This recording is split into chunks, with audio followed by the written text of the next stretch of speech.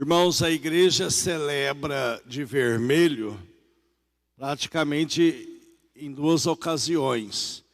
Quando ela celebra um mártir, a paixão de Jesus, ou algum santo, santa, mártir, que derramaram o sangue pela fé, por isso vermelho. E quando ela celebra o Espírito Santo, a cor do fogo, por isso ela se veste de vermelho. Então, nesse final de semana, a igreja está celebrando o dia de Pentecostes, que é a vinda do Espírito Santo. Jesus havia prometido aos apóstolos e dito a eles para que ficassem reunidos e aguardando a promessa que ele enviaria do alto o Espírito Santo, que daria a eles força para serem testemunhas até o final do mundo. E eles ficaram ali reunidos esperando o cumprimento dessa promessa.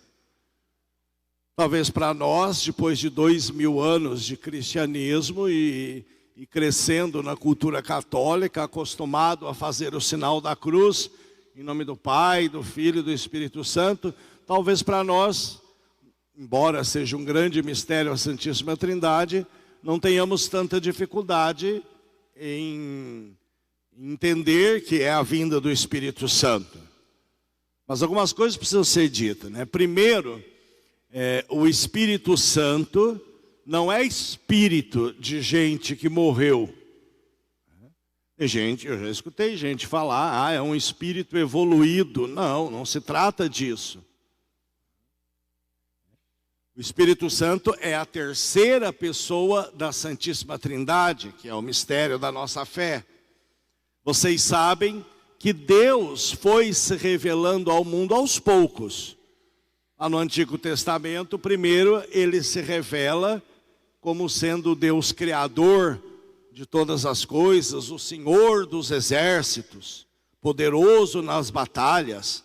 Então, primeiro ele vem revelar ao mundo que Deus é o Deus Criador, Senhor dos exércitos. Chegando à plenitude dos tempos, o Pai envia o seu Filho Jesus Cristo. Jesus vai dizer: quem me vê, vê o Pai, eu e o Pai somos um. E a igreja sempre entendeu, desde o começo das comunidades cristãs, que Jesus é a segunda pessoa da Santíssima Trindade. Então a humanidade descobriu que em Deus, nosso Deus é um só, é um mistério, mas nesse Deus que é um só, tem três pessoas distintas. E em Deus existe um Criador e existe uma outra pessoa, Jesus, que é o Salvador. Depois que Jesus vai para o céu, antes ele havia prometido que enviaria o Espírito Santo. Chegando no dia de Pentecostes, é derramado sobre os apóstolos no cenáculo, essa força do alto, figurada ali, simbolizada ali como línguas de fogo. E aí a humanidade vai ver que em Deus, que ela acreditava que era uma pessoa criadora, e depois ela descobriu que eram duas pessoas, criadora e a outra salvadora. Agora existe uma outra, que é a terceira, que é o santificador, é o Espírito Santo. Talvez você diga assim: não, padre, não foi ali, porque lá no Antigo Testamento já dizia que o Espírito pairava sobre as águas. Lá no anúncio do anjo a Nossa Senhora, o anjo já disse que a sombra do Altíssimo a cobriria e ela ficaria grávida por obra do Espírito Santo. Quando Maria vai visitar sua prima Isabel, Isabel fica cheia do Espírito Santo. Então, padre, já tinha ação do Espírito Santo antes do dia de Pentecostes. Mas é claro, irmãos, o Pai, o Filho e o Espírito Santo, que é o nosso Deus é eterno. O Espírito Santo e Jesus Cristo colaborou com a criação. Então o Espírito sempre agiu na história da humanidade. Ele é eterno com o Filho e com o Pai. Só que a humanidade não havia sido revelada a ela que havia esta outra pessoa. Depois que o Espírito Santo vem, que eles vão ler lá no Antigo Testamento, o Espírito pairava sobre as águas, que eles vão entender que é o Espírito Santo. Depois que o Espírito Santo vem, que eles vão olhar a gravidez de Maria, que eles vão entender que é a terceira pessoa que fecundou Maria, que fez com que ela se engravidasse. Depois que o Espírito Santo vem, eles olham para Santa Isabel e vai ver que quando João Batista exultou de alegria no ventre dela, foi o Espírito Santo que agiu nela. Então, depois do acontecido, as nossas mentes são iluminadas e nós vamos enxergar que é o Espírito Santo. Para nós, muitas vezes não é tão difícil nos relacionarmos com o Pai e com o Filho, mas é meio complicado às vezes com o Espírito Santo. Com o Pai, embora Deus seja Espírito perfeitíssimo, a gente não pode nem pensar em Deus dando a Ele uma forma, né? Porque sei lá que forma que vai ter o Espírito, né? Mas, como Jesus diz que Ele é o Pai, nós projetamos a ideia de Pai em Deus. Então automaticamente a gente faz uma referência, embora saibamos que ninguém jamais viu a Deus, não sabe como Ele é, mas é automático a gente projetar a ideia de Pai para Deus. Jesus Cristo é muito mais fácil ainda a gente se relacionar, porque Jesus Cristo se fez carne, se fez homem. A gente sabe como que é o homem. Então a gente pensa em Jesus, imagina Jesus, a gente não tem dúvida nenhuma como Ele seria, como todos os homens. Menos no pecado, é claro. Mas agora quando entra o Espírito Santo, a gente fica meio confuso, né? Porque não tem o que projetar. O Pai, a gente projeta a ideia de Pai, Jesus é homem. Mas o Espírito Santo, a Bíblia nos dá simbolismos a respeito do Espírito Santo, né? Fala que ele veio numa forma de pomba, mas é simbólico. O Espírito Santo não é pomba. Fala que ele veio em forma de línguas de fogo, é simbólico. O Espírito Santo não é língua de fogo. Fala que ele vem em forma de nuvem, é simbólico. Fala que ele vem num vento impetuoso. O Espírito Santo não é vento, no sentido do vento material que nós temos aqui, movimentação do ar, né? Fala que ele vem numa brisa, numa névoa, que ele é a água viva. Então são tantos símbolos. O Espírito Santo não é água, H2O, não é. Então são símbolos. Então é complicado, né? Quando eu vou rezar pensando em Deus Pai, eu faço uma figura. Quando eu vou rezar pensando em Jesus Cristo, eu fecho os olhos e imagino. E agora quando eu vou rezar pensando no Espírito Santo, é difícil, porque Ele é Espírito, Espírito perfeitíssimo. Com o Pai e com o Filho Ele é Deus. Mas Ele foi revelado no dia de Pentecostes. Jesus Cristo, o Pai, envia o Espírito.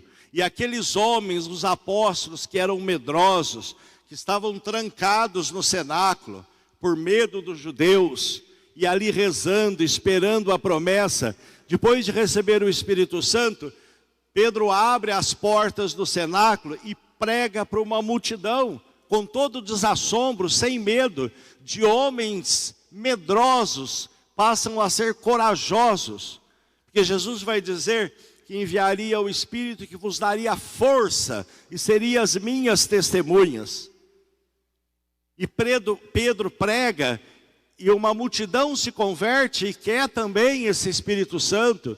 E ali nasce a igreja, a primeira pregação oficial dos apóstolos após a vinda do Espírito Santo é São Pedro quem faz, o primeiro Papa da igreja. E muitos se convertem e querem experimentar aquilo que os apóstolos estavam experimentando no dia de Pentecostes. E ali nasce a igreja católica, no dia de Pentecostes. Irmãos, o Espírito Santo nós falamos que é a alma da igreja. É o Espírito Santo que nos é enviado, que nos adota como filho. É o Espírito Santo que nos enche de força, uma atribuição do Espírito Santo, quando estudamos Santíssima Trindade, aprendemos isso. Qual é a função, a missão do Espírito Santo na terra? É de santificar a criação. O Pai criou, Jesus salvou a criação, e como que essa criação perdoada, salva, pode entrar no céu? Se ela for santa. Ela não pode continuar estragada, ela foi perdoada, mas ela não pode continuar no pecado. Então a missão do Espírito Santo é fazer essa criação tornar-se santa. E Ele a santifica, como? Iluminando a catequese que a igreja nos dá, a palavra de Jesus Cristo, nos dando força para lutar contra o pecado. Irmãos, se você tem uma fraqueza e você vence essa fraqueza, pode ter certeza que esta força veio do alto. É o Espírito de Deus que recebemos no batismo e confirmamos no crisma, que mora em nós. Paulo vai dizer que somos templos do Espírito Santo. É Ele agindo em nós que nos deu a força de dizer não ao pecado. Paulo vai dizer assim: é na minha fraqueza que sou forte. Sou forte como? Porque eu sou? Não, porque o Espírito age em mim. E por que é na fraqueza que eu sou forte? Quando eu era adolescente eu não entendia, mas como na fraqueza ser forte, né? Porque se você é forte diante, sei lá, de uma tentação, aquilo lá não te atinge jamais, né? Você já é forte diante daquela tentação. Então não mostra a tua fortaleza. Por exemplo, exemplo bobo, tá? Vale qualquer situação. Mas vou dar um exemplo corriqueiro do dia a dia, né? Se eu não gosto de álcool, não gosto de cerveja, não gosto de nada que tem álcool, eu vou falar assim: nossa, diante da bebida eu sou tão forte, eu não bebo. Ué, mas você não é forte, você já não gosta mesmo. Você não é forte. Mas se você tem uma fraqueza pelo álcool, uma fraqueza, né, que você bebe e não consegue parar até se embriagar. E aí, de repente, você descobre dentro de você, claro que é o Espírito Santo, um não que você é capaz de dar para não se embriagar. Você vai perceber que na sua fraqueza você foi forte. Entenderam? Se você já é forte, não mostra que você não gosta daquilo, já não mostra que você é forte. Mas se você gosta muito e diz não, então você foi forte diante daquela debilidade. Por isso Paulo vai dizer: na minha fraqueza é que eu sou forte. Mas como que eu sou forte? Com a graça do Espírito Santo, porque a missão dele é me santificar, é mudar os meus hábitos que são ruins, mudar as minhas debilidades, curar as minhas debilidades, me tirar do pecado.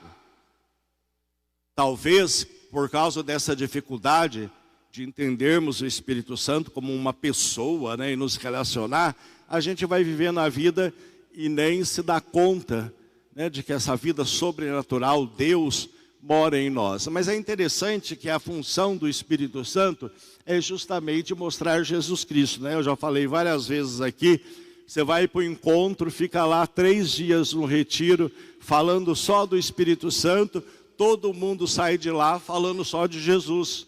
Ninguém fala do Espírito Santo. Por quê? Porque a missão do Espírito Santo é mostrar a verdade. E a verdade é Jesus Cristo. Então ele revela Jesus Cristo, é a missão dele. Como é que ele se revela? Ele revela a verdade que o Pai mandou na terra, que é Jesus Cristo. Jesus vai dizer: eu mandarei o Espírito e ele vos recordará tudo que eu tenho ensinado. Tudo que eu tenho falado para vocês. Eu gosto muito dessa expressão de Jesus, que ele fala recordará. Porque tem gente que acha que é muito ungida pelo Espírito Santo, e o Espírito Santo faz ela adivinhar o que Deus quer, ou adivinhar o que é o certo, adivinhar o que é a verdade, e isso não procede. O Espírito Santo não faz a gente adivinhar, faz a gente recordar o que nós aprendemos. Por isso, que um santo da igreja vai dizer: a graça supõe a natureza.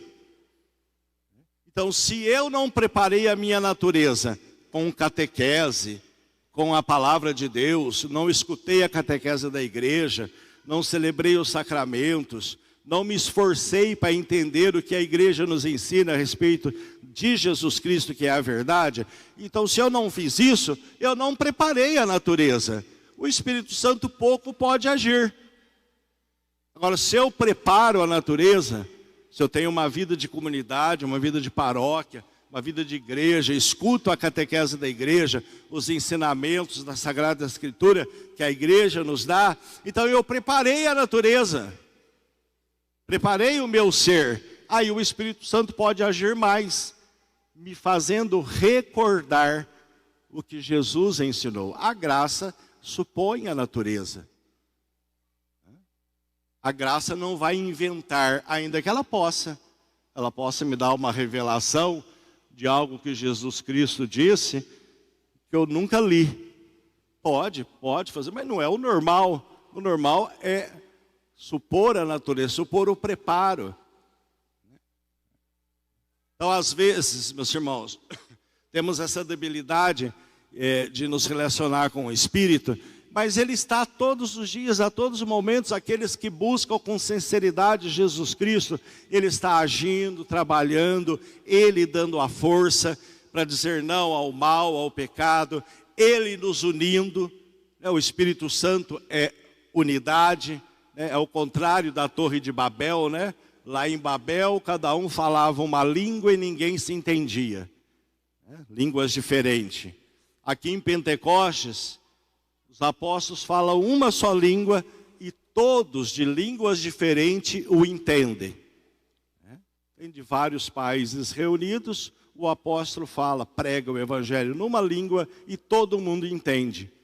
Porque a missão do Espírito Santo é unir todos os povos em torno de uma mesma fé, de um mesmo credo, unir os povos em torno de uma mesma fé. É a missão do Espírito Santo. Santo Agostinho vai dizer que ele é o amor do Pai e do Filho. Então o Espírito Santo faz com que sejamos capazes de amar, porque não é fácil amar. Porque nós que estamos dentro de uma paróquia, ou mesmo na nossa família, no nosso trabalho, a gente vive e convive com pessoas diferentes. Uns são ursos, outros são leões, uns são serpentes, outros são escorpiões. Cada um é de um jeito. Uns têm mais veneno, outros têm menos veneno, mas convivemos. Essa é uma leitura do profeta Isaías, que fala que iriam conviver, a vaca e o urso, a criança e a serpente. Então, o Espírito Santo faz isso. Somos diferentes, cheios de debilidade. Eu tenho a minha, vocês têm a de vocês. Na família, cada um tem a sua. Mas vocês conseguem conviver, conseguem se perdoar, conseguem se amar. E quanto mais cristão eu sou, mais eu consigo conviver com o outro na sua debilidade. Sem o julgar, sem o condenar, perdoando sempre. Porque o Espírito faz isso. Se há divisão, o Espírito Santo não está agindo.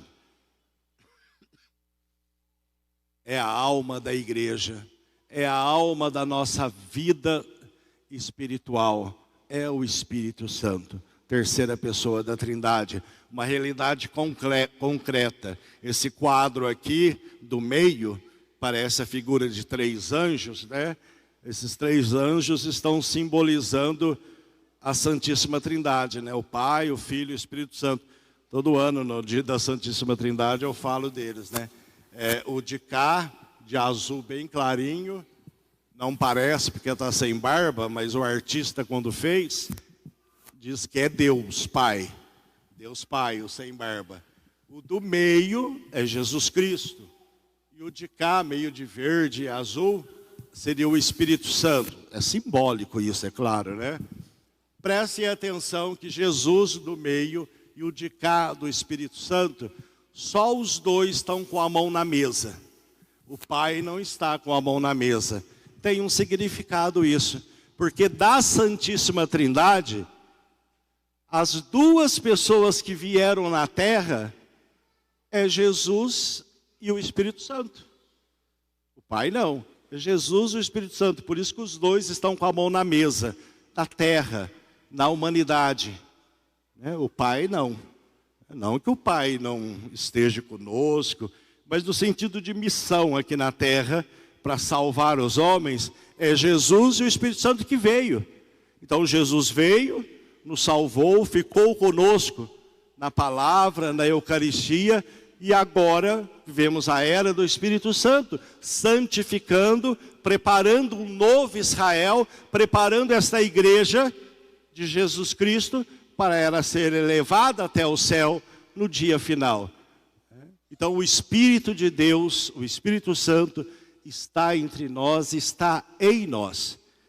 Que possamos no dia de Pentecostes adorar, em igual majestade, em igual poder, tudo aquilo que damos ao Pai, ao Filho, nós damos igualmente ao Espírito Santo, porque é o nosso Deus. Quem é o nosso Deus, o Deus dos cristãos? É o Pai, o Filho e o Espírito Santo. Um Deus apenas e três pessoas. Louvado seja nosso Senhor Jesus Cristo. Para sempre seja louvado.